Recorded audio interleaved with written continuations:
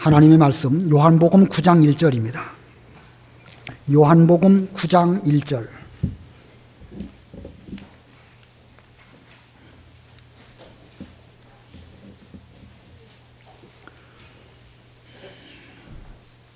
요한복음 9장 1절입니다. 봉독하겠습니다. 예수께서 길을 가실 때에 날 때부터 맹인된 사람을 보신지라. 제자들이 물어 이르되 라삐요, 이 사람이 맹인으로 난 것이 누구의 죄로 인함이니이까? 자기니이까 그의 부모니이까? 예수께서 대답하시되 이 사람이나 그 부모의 죄로 인한 것이 아니라 그에게서 하나님이 하시는 일을 나타내고자 하심이라. 때가 아직 낮음에 나를 보내신 이의 일을 우리가 하여야 하리라. 밤이 오리니 그때는 아무도 일할 수 없느니라. 내가 세상에 있는 동안에는 세상의 빛이로라. 이 말씀을 하시고 땅에 침을 뱉어 진흙을 이겨 그의 눈에 바르시고 이르시되 실로암 못에 가서 씻으라 하시니, 실로암은 번역하면 보냄을 받았다는 뜻이라. 이에 가서 씻고 밝은 눈으로 왔더라. 이웃 사람들과 전에 그가 거린인 것을 보았던 사람들이 이르되 이는 앉아서 구걸하던 자가 아니냐? 어떤 사람은 그 사람이라 하며 어떤 사람은 아니라 그와 비슷하다 하거늘 자기 말은 내가 그라 하니 그들이 묻되 그러면 내 눈이 어떻게 떠졌느냐? 대답하되 예수라 하는 그 사람이 진흙을 이겨 내 눈에 바르고 나더러 실로암에 가서 씻으라 하기에 가서 씻었더니 보게 되었노라. 그들이 이르되 그가 어디 있느냐? 이르되 알지 못하노라 하니라. 3절에 보면 예수님께서 말씀하십니다. 이 사람이나 또는 그 사람의 부모의 죄로 인한 것이 아니라 그에게서 하나님의 하시는 일을 나타내고자 하심이니라. 하나님이 하시는 일을 나타내고자 한다 말씀하셨습니다. 그래서 오늘 제목은 하나님의 일입니다. 하나님의 일. 이 하나님의 일을 하나님 아버지께서도 하시고 예수님도 하나님의 일을 하시는 가운데 계신데, 그러한 가운데에서 우리들은 또한 어떻게 하나님의 일을 해야 될까 하는 차원으로 하나님의 일이라는 제목으로 말씀을 전하려고 합니다. 지난 주일은 여기 9장 1절로부터 7절의 말씀을 통하여서 요한복음의 중요한 주제, 믿음에 관하여 우리가 살펴보았습니다. 요한복음 저변에 깔려 있는 핵심 주제가 바로 믿음이다 라는 것을 지난 시간에 강조를 드렸는데, 오늘은 이 요한복음의 그 핵심 주제가 또 하나로 말한다고 하면 하나님의 일입니다. 하나님의 일. 특별히 6장, 7장 그리고 9장 이르러서 계속 하나님의 일이라는 표현이 제법 많이 나옵니다. 또 그 앞부분 요한복음 4장 34절에 보면 사마리아 여인과 예수님과 대화하시는 가운데에서 예수님의 제자들이 동네에 가갖고 음식을 마련해갖고 예수님께 드렸더니 주께서 말씀하시기를 나의 양식은 나를 보내신 이의 뜻을 행하며 그의 일, 곧 하나님의 일을 온전히 이루는 이것이니라. 예수님의 영적 양식은 하나님의 일을 이루시는 데 있다. 요한복음 4장에서도 하나님의 일에 대하여 말씀하십니다. 요한복음 11장에 가면 죽은 나사로를 살리시는 일을 하시면서 주님께서 그 일을 앞두시고 말씀하시기를 이 병은 죽을 병이 아니라 하나님의 영광을 위함이라. 이 말씀을 좀 설명을 하면 하나님의 일을 통해서 하나님의 영광을 나타내기 위하여 이 형제 친구 나사로가 병들었다 이렇게 말씀하셨습니다. 그리고 보면 나사로를 살리신 그 일도 하나님의 일을 하기 위하여 그가 병들었다는 사실을 주님께서 증거하셨습니다. 요한복음 14장에 가면 하나님의 일에 대해서 또 다시 한번 말씀하십니다. 요한복음 14장 11절로 12절. 요한복음 14장 11절 12절 읽어보세요. 14장 11절. 내가 아버지 안에 거하고 아버지께서 내 안에 계심을 믿으라. 그렇지 못하겠거든 행하는 그 일로 말미암아 나를 믿으라. 내가 진실로 진실로 너희에게 이르노니 나를 믿는 자는 내가 하는 일을 그도 할 것이요 또한 그보다 큰 일도 하리니 이는 내가 아버지께로 감이라. 예수님께서 지금 하나님의 일을 하고 계시는데 이 하나님의 일에 대해서 이거 잘 어렵습니다. 예수님이 구주신지 믿어지기가 쉽지 않습니다. 그랬더니 주님께서 내가 너희들이 나를 믿지 못하겠거든 내가 하는 하나님의 일을 보고 예수님께서 하나님으로 말미암아 오신 분이신 것, 곧 하나님의 아들이신 것을 믿어라. 너희들이 진실로 내가 그리스도라는 사실을 믿는다고 하면 앞으로 너희들도 그 하나님의 일을 할 것이고 이보다 더 큰 일도 할 것이다. 이렇게 말씀하십니다. 자, 이와 같이 이 요한복음 이 바탕에 깔려 있는 중요한 주제는 첫 번째는 믿음이라고 하면 두 번째는 하나님의 일입니다. 이 두 주제, 믿음에 관하여 또는 하나님의 일에 관하여 요한복음은 말씀하고 있습니다.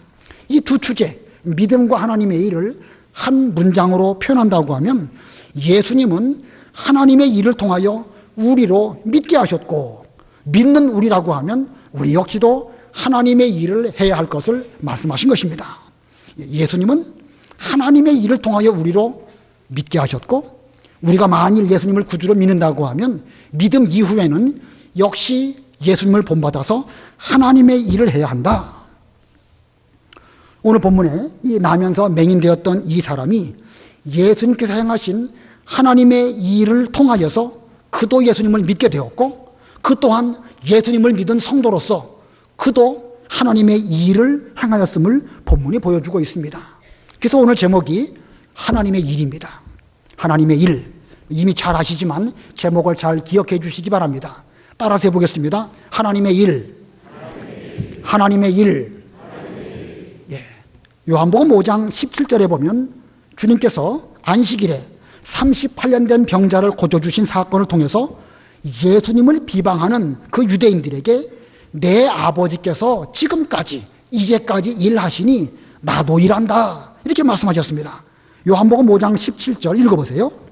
5장 17절 예수께서 그들에게 이르시되 내 아버지께서 이제까지 일하시니 나도 일한다 하시매. 예, 이제까지 일하시니 일을 처음 하나님께서 시작하셨을 뿐만 아니라 그 이후에도 계속해서 일하시고 지금도 계속해서 일하고 계시다. 이 말을 보면 하나님께서는 지금도 일하고 계십니다. 이러한 하나님의 일하심을 보시고 주님께서 나도 일하신다 이렇게 말씀하셨습니다. 자, 하나님 아버지께서는 어떤 일을 하시고 또 예수님은 어떤 일을 하실까? 본문에 의해서가 아니라 요한복음 문맥에 의해서 하나님 아버지의 하시는 일은 무엇이고 예수님께서 하시는 일은 무엇일지 먼저 서론적으로 살펴보려고 합니다. 하나님께서 하시는 일 세 가지를 말씀드릴 수가 있는데 제일 첫 번째는요, 예정하신 일을 하십니다. 우리 하나님께서는 세상을 창조하시거나 우리의 구원 역사를 이루시기 그 이전 창세 전부터 이 모든 하나님의 일을 예정하셨습니다. 예정이라는 말은 계획을 수립하셨다 그런 뜻이죠.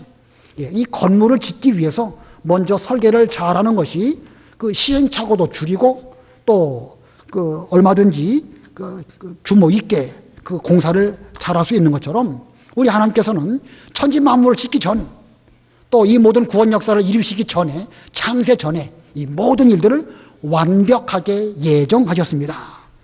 자, 그리고 두 번째 하신 일은 창조입니다. 그 예정대로 천지 만물을 창조하셨는데 창조하실 때에 하나님이 보시니까 좋으셨습니다. 또 다음 날도 그 일을 하셨는데 또 좋으셨고 엿새째 이 아담이 홀로 있는 것을 보시고 돕는 배풀을 지으시고 모든 창조 사역을 마치시고 보시니까 하나님 보시기에 심히 좋았다 이렇게 말씀하고 있습니다. 그러고 보면 하나님의 창조 사역은 완전한 전혀 흠이 없는 하나님의 예정대로 그대로 이루어진 그런 창조였습니다. 하나님께서 이렇게 첫 번째는 예정하셨고 두 번째는 창조하셨습니다. 창조하신 이후에 하나님은 그 창조하신 천지 만물이나 인간의 구원 역사에 대해서 손을 떼신 것이 아니고 계속해서 일하고 계십니다. 이제까지 일하시니 지금까지 일하시니 라고 말씀하고 있죠. 지금까지 일하신다. 이 자연 만물, 창조물 하나님이 손 떼시고 그냥 굴러가는 것이 아닙니다. 쉽게 말하면 건물로 말하면 계속해서 유지 관리를 해야 되죠. 이 천지 만물도요, 하나님의 유지, 보수, 관리가 계속해서 일어나고 있는 것입니다. 사람들은 갑자기 이 온난화가 일어난다든지, 갑자기 빙하기가 온다든지, 그래서 인류가 멸망하면 어떡할까? 그런 걱정하는 사람이 있습니다. 혹은 어떤 사람들은 우주에 돌아다니는 어떤 소행성 같은 것들이 지구에 와갖고 부딪힘으로 인류의 종말이 오지 않을까? 이렇게 걱정하는 사람도 있습니다. 여러분, 그런 걱정 되시나요? 안 되시나요? 우리 예수 믿는 사람이면요, 그거 걱정할 필요 없습니다. 분명히 노아 홍수 때에 우리 하나님께서는 그대로 잘 보존해 주실 것을 언약하셨습니다. 우리 인간은 무엇 때문에 멸망할 것이죠? 죄 때문에 멸망하는 것입니다. 무슨 뭐 덥고 추워서 멸망하는 것이 아니라 죄 때문에 멸망할 것을 성경은 말씀하고 계신 것입니다. 그러므로 우리는 쓸데없는 걱정할 필요 없습니다. 하나님은 지금도 이 천지 만물과 인간의 구원 역사를 계속해서 다스리시고 또 보존하십니다.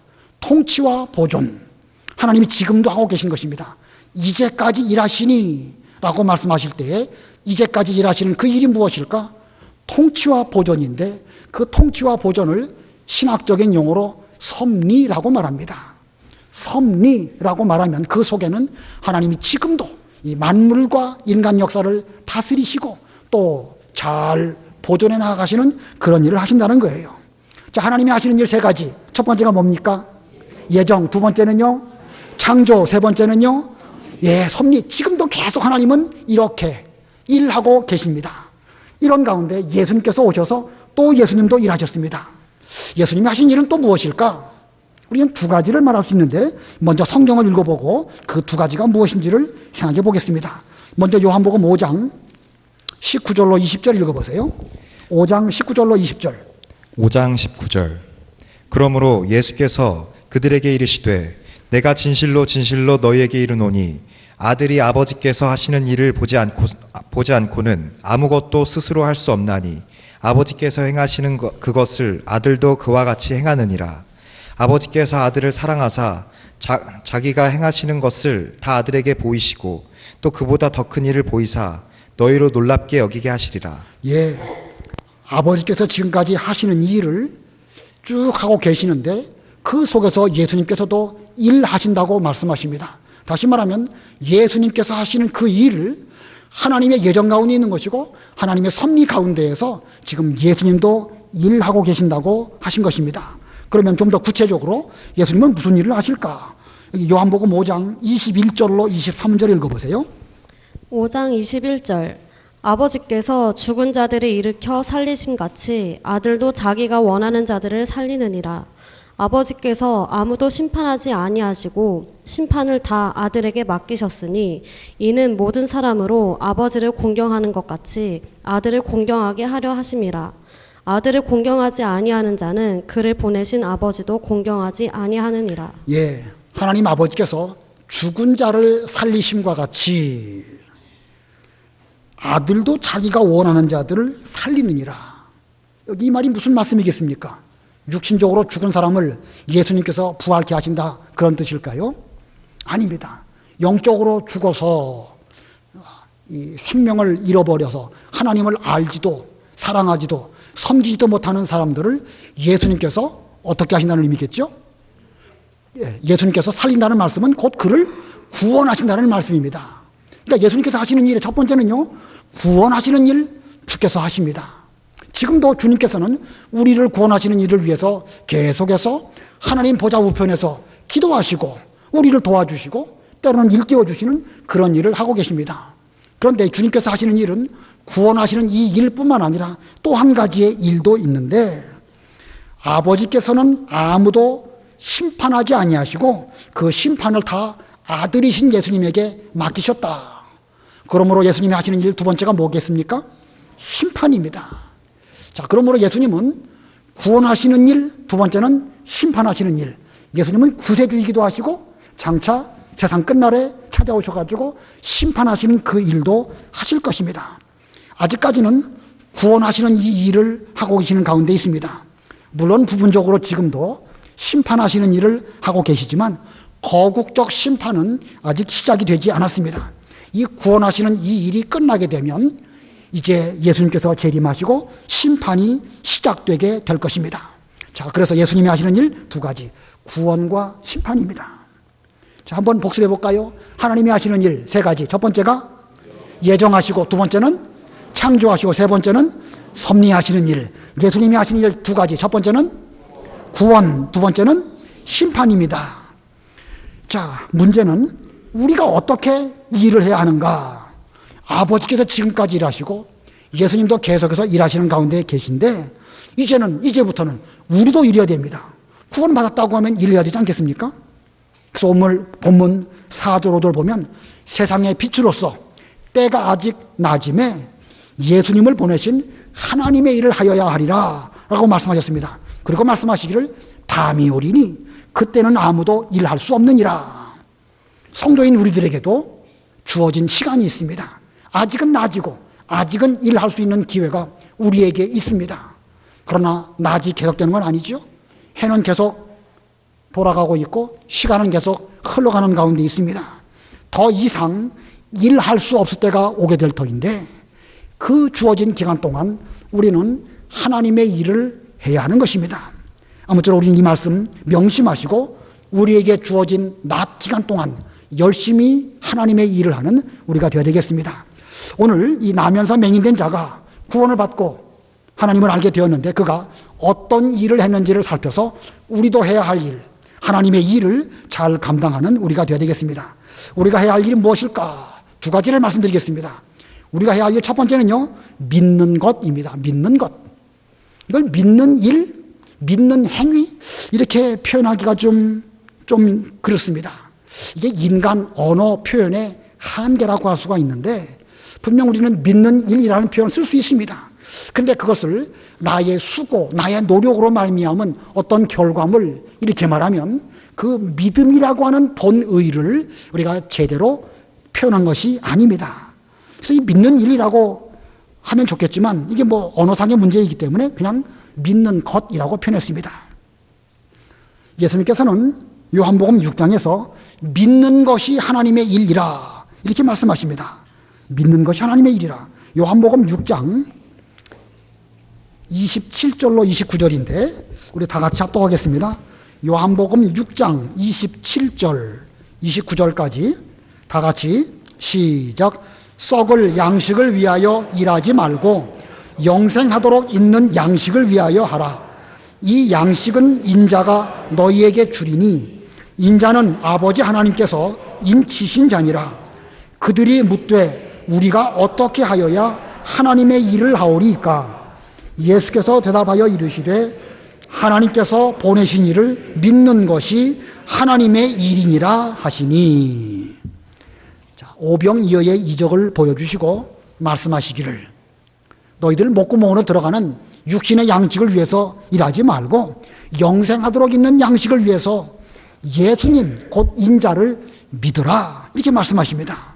그러시면서 인자 곧 예수님을 믿는 것이 하나님의 일이라 라고 말씀하셨습니다. 자, 이 6장에 이렇게 믿는 것이 하나님의 일이라 말씀하신 이후에 7장과 8장에서 지난 주일날 말씀드린 것처럼 예수님께서는 초막절을 당하여 예루살렘에 올라가셔서 믿으라고 서서 외치셨고 또 계속해서 믿는 것이 얼마나 중요한지를 계속 말씀하시는 가운데 오늘 본문 9장에서는 나면서 맹인된 이 사람을 고쳐주셨습니다.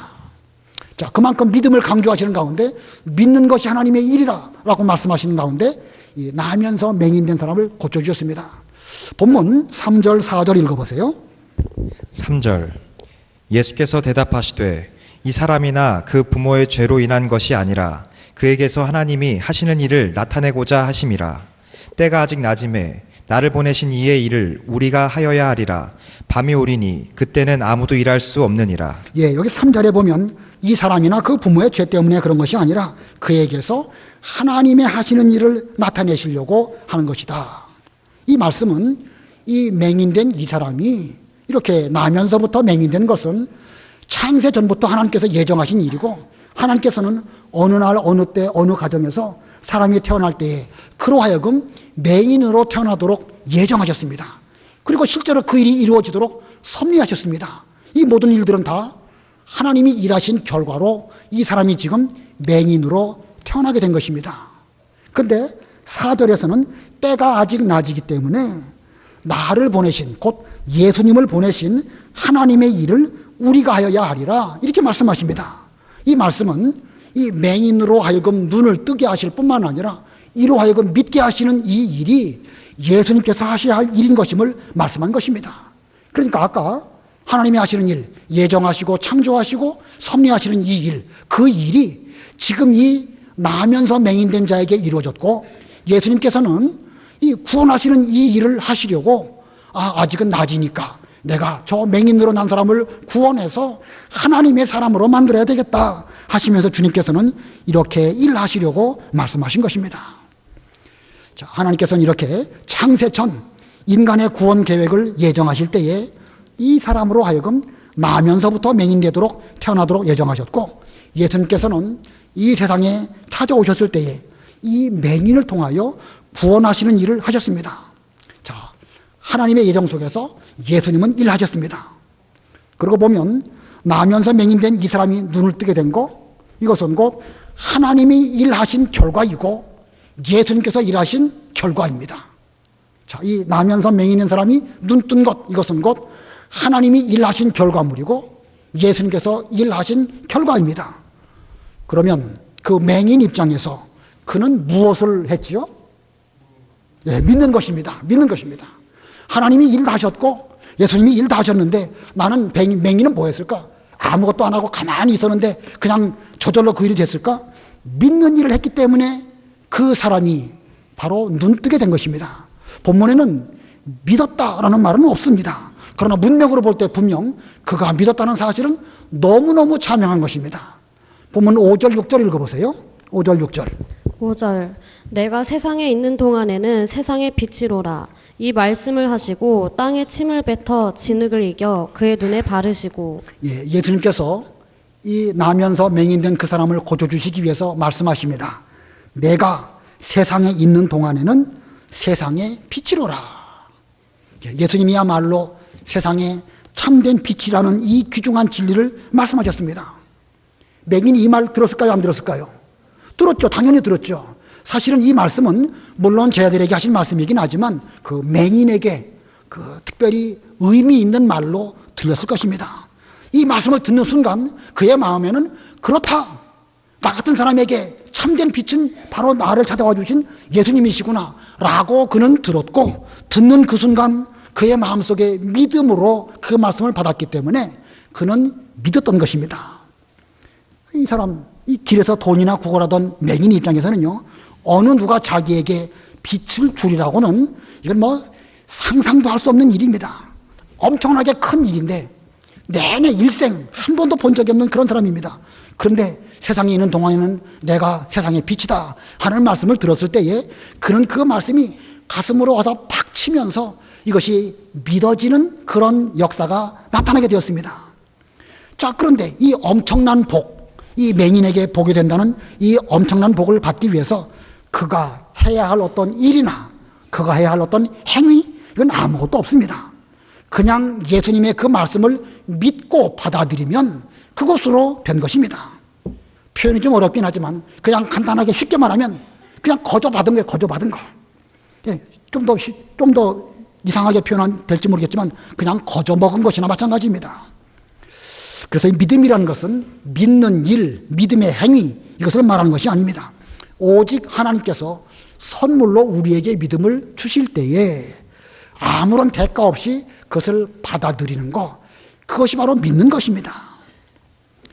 자, 그런데 우리는, 이 맹인을 비롯하여 우리는 그 믿음 하나로 말미암아 마치 우물한 개구리 같은 일평생 죄와 율법의 한계에 갇혀 있을 수밖에 없었던 우리가 단번에 구원을 받게 된 것입니다.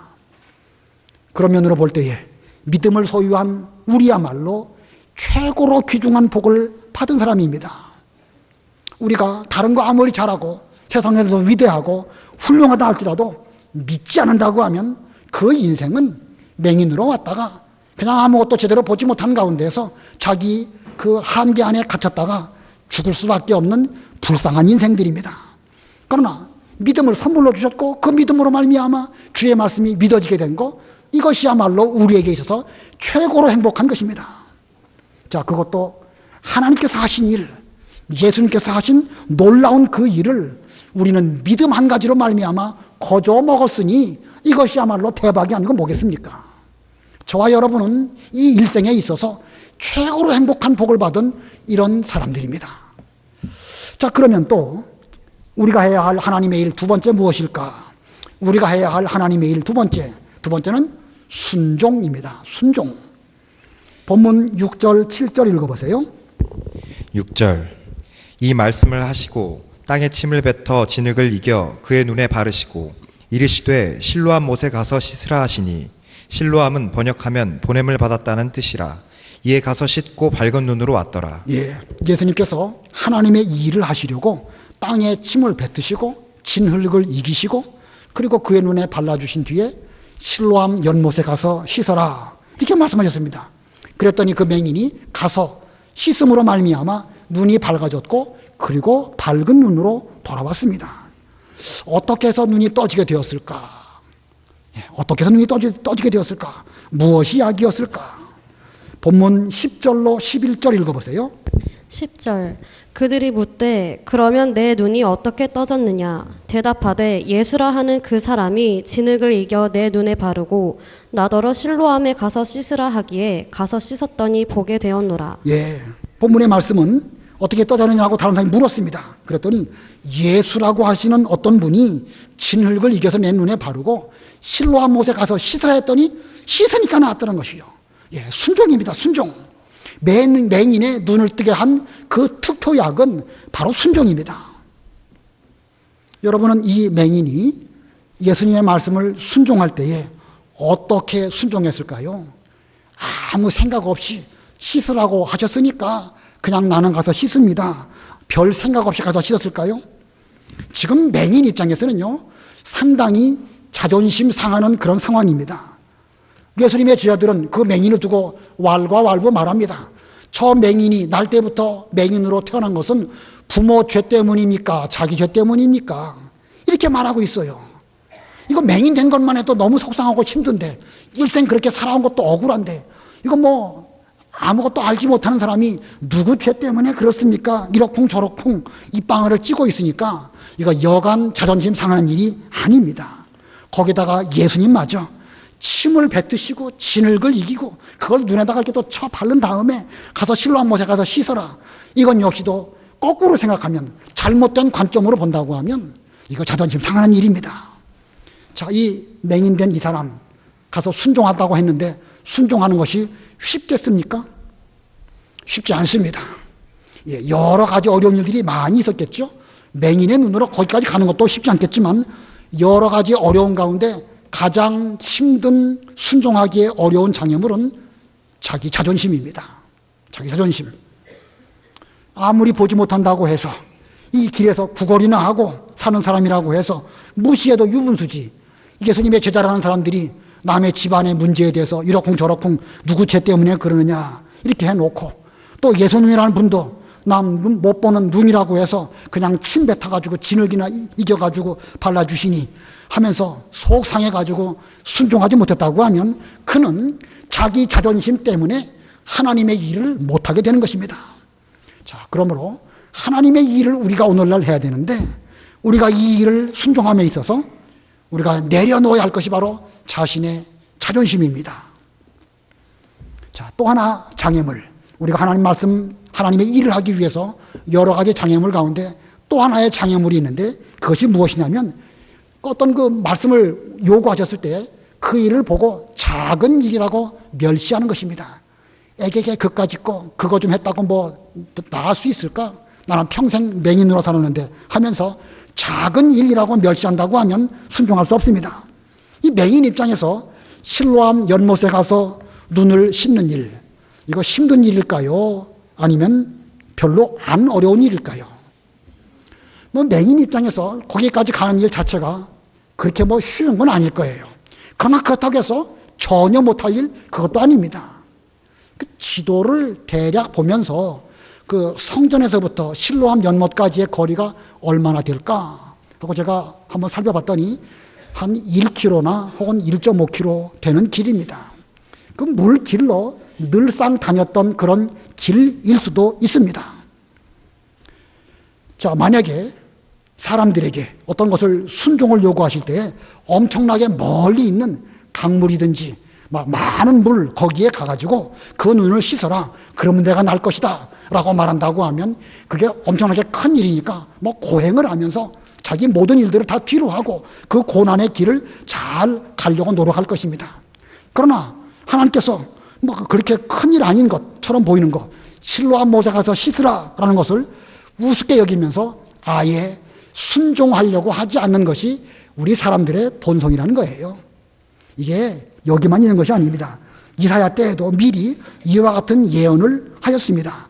이사야 8장 6절로 8절, 이사야 8장 6절로 8절 읽어보세요.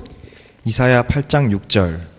이 백성이 천천히 흐르는 실로아 물을 버리고 르신과 르말라의 아들을 기뻐하느니라. 그러므로 주 내가 흉용하고 창일한 큰 하수 곧 아수르 왕과 그의 모든 위력으로 그들을 뒤덮을 것이라. 그 모든 골짜기에 차고 모든 언덕에 넘쳐 흘러 유다에 들어와서 가득하여 목에까지 미치리라. 임마누엘이여 그가 펴는 날개가 내 땅에 가득하리라 하셨느니라. 예, 본문을 보면 이사야 8장 6절에 천천히 흐르는 실로아의 물, 바로 이 실로아의 물이 실로암 못의 물을 말하는 것이고, 아수르의 흉흉하고 창일한 큰 하수 대비해서 이 말씀을 하고 있습니다. 실로아의 물은 무엇을 가리키는 것이고 아수르의 크고 창일한 그 큰 하수는 또 무엇을 말한 것일까? 이 당시에 유다 백성들이 하나님을 잘 섬기지 못했습니다. 그러나 하나님의 도우심과 섭리가 그들을 떠나간 것은 아닙니다. 하나님은 잔잔한 가운데 잠잠히 그들을 사랑하시고 보호해 주시는 섭리가 그들 가운데 이루어지고 있었습니다. 그러니까 유다 백성들이 하나님을 의지하고 잘 참고 기다리면 하나님의 도우심이 있고 구원받게 될 것입니다. 그런데 이 당시에 유다 백성들은 하나님을 의지하기보다는 아수르를 의지했습니다. 지금 이제 르신과 르말리아, 이 아람 나라 사람들인데 이 사람들이 와갖고 유다를 괴롭히니까 이 유다 사람들이 생각하기를 그 아수르 가서 도움을 구해가지고 우리를 좀 도와주세요 라고 하면 저들이 도와주지 않을까 생각하고 그들에게 도움을 구했습니다. 그랬더니 어떻게 됐죠? 와서 도와주긴 도와주었습니다. 근데 결과가 어떻게 됐는가? 도와준다고 하면서 오히려 그들이 도와주는 쪽으로 왔다가 유다를 괴롭히고 식민지 삼으려고 하고 여러 일들이 벌어지고 말았던 것입니다. 이것이 곧 그와 같은 것입니다. 오늘날 우리가 이 세상 살아가면서 우리를 잠잠히 사랑하시는 하나님 의지하면 이거 참 좋은 일입니다. 실로암 물에 가서 순종하는 것이 바로 그것입니다. 겉으로 보기에는 뭐 큰 것도 아니고 그냥 작은 거 말씀하실 때 잘 순종하면 그것이 하나님의 도우심을 의지하는 것입니다. 근데 그건 의지하지 않고 어디 뭐 큰 세력, 인간적인 도움 그거 구하면 그들이 우리를 도와줄 걸로 생각하는데 부분적으로는 도와주겠죠. 그러나 결국은 거기에 우리가 종이 되는 거예요. 하나님의 종이 되면 참 좋은 일인데 사람의 종이 되니까 우리를 부분적으로 도와줬지만 결국은 더 큰 해를 당하게 되는 것입니다. 오늘날도 마찬가지입니다. 우리가 큰 일 하라고 하면 그 큰 일 제대로 하지 못하면서 작은 일, 실로암 못에 가서 씻으라 하는 것은 애게게 그까진 일 한다고 뭐 내 눈 평생 못 보던 눈이 떠지겠는가 라고 하면서 그거 순종하지 못하는 것이 인간의 생각이라는 것입니다. 그러므로 하나님의 일을 하기 위해서 우리가 순종해야 되는데 순종의 첫 번째 장애물은 아까 뭐라고 그랬죠? 자존심이고 두 번째 장애물은 뭐예요? 작은 일이라고 멸시하는 것입니다. 큰 일도 제대로 순종하지 못하면서 그까지 작은 일 하면 무슨 일이 될까 이렇게 하는 것이 인간의 이 못된 품성이라는 것입니다. 이러한 원리는 이 본문에 뿐만 아니라 성경의 여러 군데에서 우리에게 말씀하고 있습니다. 아람 나라의 군대 장관 나아만, 그는 이스라엘의 선지자 엘리사가 있음을 알고 여러 가지 예물들을 잘 가지고 멀리서부터 엘리사에게 찾아왔습니다. 그러나 엘리사는 나와보지도 않았어요. 종을 통해 가지고 저 아람 나라 장군 나아만이 오는데 요단강 물에 가갖고 7번 씻으라 라고 말해 주어라 라고 말했습니다. 자, 이 말을 들은 나아만 장군 자존심 상했습니까? 안 상했습니까? 상할 만도 하지요. 그리고 내가 이 아수르에 가면, 아랍 나라에 가면 얼마든지 큰 하수 있고 얼마든지 거기 가면 좋은 의사 있는데 내가 뭐 아쉬워가지고 여기 와갖고 이러는가. 돌아가려고 했습니다. 그러나 지혜로운 그의 신하들이 요단강 물에 가갖고 7번 씻으라는 게 뭐 어려운 일이라고 그거 못하겠습니까? 7번 아니라 70번이라도 할 수 있지 않습니까? 이 말을 듣고 그는 깨달았습니다. 자존심 내려놓고 작은 일이라도 7번 순종하자. 그건 못할 게 뭐 있겠는가? 라고 순종했더니 그의 눈이 어린 아기의 피부와 같이 그렇게 되었다고 했습니다. 엘리야 선지자 때 3년 6개월 동안 흉년이 있었는데 하나님의 명령으로 엘리야가 이제 사렙다 과부에게로 보내심을 받았습니다. 사렙다 과부를 만나게 되었을 때 엘리야가 그 사렙다 과부는 나뭇가지 2개 주워다가 이제 그것으로 밀가루 조금 남은 거, 기름 조금 남은 걸로 떡 한 덩이 만들어 먹고 죽을 날만 기다릴 수밖에 없는 정말로 불쌍한 과부였는데 엘리야가 요구한 게 무엇이죠? 그거 먼저 나에게 갖고 라는 겁니다. 자, 과부 입장에서는요, 뺏어 먹을 것이 따로 있지. 자존심 상하게. 내가 가난하다고 해서 그것마저 달라고 하는가? 정말로 자존심 상할 만한 일입니다. 그러나 그는 떡 한 덩이 만들어서 갖다 주는 게 뭐 그렇게 어려운 거 아니죠? 순종했습니다. 자기 자존심 내려놓고 작은 일이지만 순종하니까 하나님의 은혜가 그의 집에 3년 6개월 동안 떠나가지 아니하여서 밀가루 통에 밀가루가 닿지 아니하고 기름이 떨어지지 않는 그런 은혜를 입게 된 것입니다. 모든 원리가 다 마찬가지입니다. 우리가 뭘 순종한다. 우리가 뭘 얼마나 큰 위대한 일을 순종할 수 있겠습니까? 큰 거, 힘든 거, 불가능한 거, 그런 거 우리에게 맡기시지 않습니다. 우리에게 말씀하시는 것은 지극히 작은 것입니다. 그러나 그거 잘 순종하면 하나님께서 우리에게 큰 은혜를 베풀어 주십니다. 맹인은 이렇게 자존심을 버리고 작은 일이라고 멸시하지 아니하고 실로암 연못에 가서 눈을 씻고 순종해서 그리고 밝은 눈으로 돌아왔습니다. 그 뒤에 일들을 쭉 살펴보면은요, 점점 큰 일이 벌어지게 됩니다. 이웃 사람들이 이 사람이 본래 맹인이었느냐 또 다른 사람이냐, 사람들의 의견들이 분분합니다. 그러니까 내가 바로 눈 뜬 사람이다. 너에게 눈을 뜨게 한 사람이 누구냐? 예수님이라는 분이다. 그가 어디 계시냐? 나는 모르지만 그러나 분명히 예수님으로 말미암아 내가 눈 뜨게 되었다. 이 일이 발단이 되어가지고 이 맹인 되었던 그 사람은요, 바리새인들에게 끌려가고 유대인에게 끌려가고 쫓겨남을 당하고 계속 여러 가지 일들이 벌어지게 됩니다. 자, 그런데 이런 일들을 통하여 그 악한 사람들은 계속 예수님을 적대감을 가지고 결국은 예수님을 십자가에 못 박아 죽이는 그런 일로 점점 일은 발전됩니다. 악한 사람들은 악한 때에 악한 방법으로 이용당했지만 그런 가운데 이 맹인되었던 그 사람은 점점 예수님을 알게 되고 예수님이 어떤 분이신지를 깨닫는 이런 진리에까지 이르게 된 것입니다. 작은 것 순종했더니 큰 은혜를 그에게 입게 된 것입니다.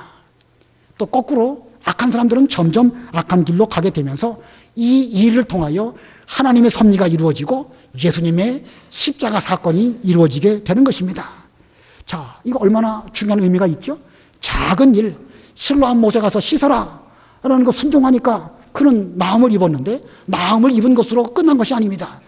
그 일 순종하고 또 순종하고 계속 순종하다 보니까 마침내 예수님이야말로 내 눈만 뜨게 해주신 그런 분이 아니시라 전 인류를 구원하시는 구세주시구나 라는 것을 깨닫고 하나님의 그 구원 사역이 예정대로 어떻게 섭리되어지는지를 그는 볼 수 있는 이런 영적 안목을 갖게 된 것입니다.